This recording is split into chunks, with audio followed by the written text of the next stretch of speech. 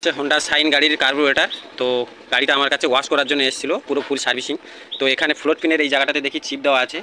তো চিপ দেওয়া থাকলে গাড়ি সব কিছু পরিষ্কার করতে হবে, শুধু যদি তেল পড়ে তখনই এর ফ্লোট পিন খোলা উচিত, তার আগে কখনো ফ্লোট পিন খোলা উচিত না। তা সেক্ষেত্রে আমি এর ফ্লোট পিন খুলছি না, শুধু আমার জেটগুলোকে খুলে নিয়েছি। হাতে আমার দুটো জেট আছে, মেন জেট আর স্লো জেট। আর এই স্লো জেটের হোলগুলোকে পরিষ্কার করে নেবো।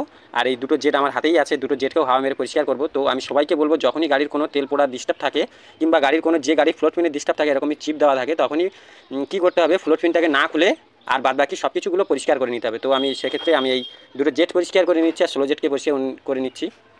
আবার অনেক সময় কি হয়, যদি তেল পোড়া কেউ এই যে পুরো একদম জেটগুলোকে খুলে নেওয়ার পরও এর ভেতরে হালকা করে এর যে ভ্যালভটা হয়, ফ্লোরটা যেটা হয়, ওটাকে মেজে নিলেও ঠিক হয়ে যায়। তো সেক্ষেত্রে যার যেরকমভাবে যে যেরকমভাবে কাজ করে, কেউ এটাকে খুলে পরিষ্কার করে মেজে নিতে পারে। তো সেক্ষেত্রে আমি এটাকে আর খুলছি না। খুললে আমাকে এটাকে ভ্যালভ এর ভিতরে যে ফ্লোরটাকে আছে, ফ্লোরের যে চেম্বারটা হয়, সেই চেম্বারটাকে আমাকে মেজে নিতে হবে। তো আমি আর সেক্ষেত্রে খুলছি না, আমি উপর থেকে এটাকে পরিষ্কার করে দিচ্ছি।